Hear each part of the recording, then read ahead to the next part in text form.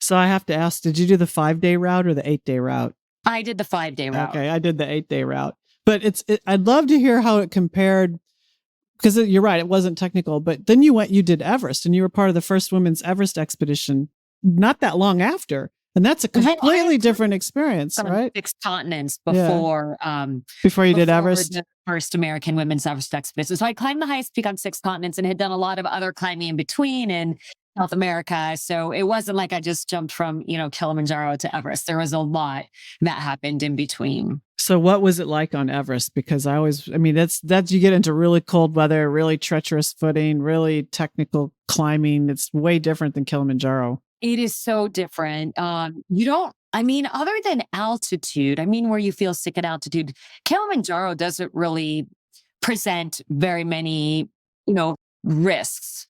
Where Everest, there's risks every day, right? Because you're talking a summit of 29,000 feet instead of 19,000 feet, 19 and change, you have 29 and change. There's avalanche danger. There's risk of falling into a crevasse. There's risk of hypothermia and frostbite, cerebral edema, pulmonary edema. There's risk, inherent risk all the time, on that mountain.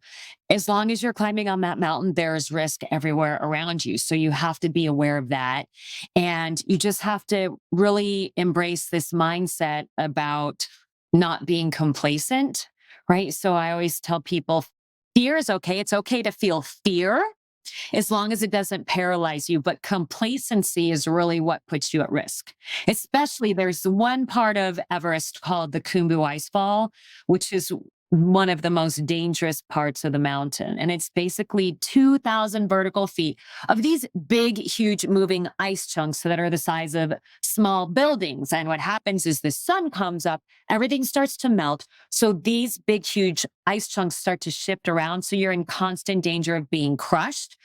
And then it's made more complicated by the fact that there are these big, huge open crevasses everywhere where you could indeed fall hundreds of feet to your death. So it's a very scary part of the mountain, but you just have to embrace this mindset that you can be scared and brave at the same time. You can be scared and brave at the same time.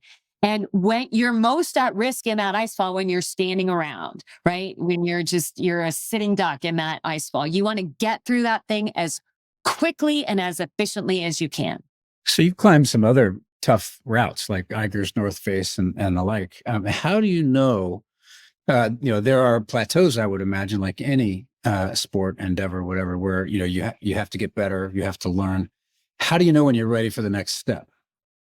That's a great question.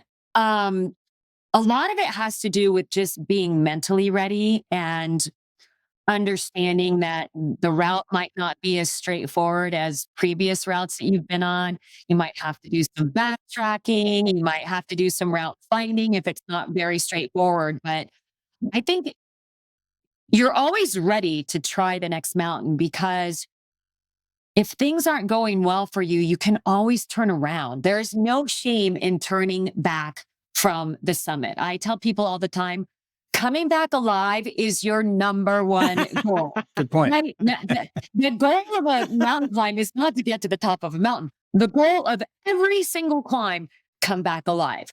Come back with all your fingers and toes. Come back having learned a lot along the way. Coming back having made some new friends. These are all the goals that come before getting to the top of the mountain. And so you can always push yourself and try something. And if you feel like you're not climbing in a way that is safe for you, then you simply turn around, go back, practice your skills, and go back and try it again another time. I'm just really reminded by, what you're saying of the film Free Solo, where Jimmy Chin was so worried that he was inadvertently putting pressure on when Alex Honnold, the subject of the film, decides on his own to turn around, is when Jimmy realized that Alex was in his own world and he was going to manage that risk himself.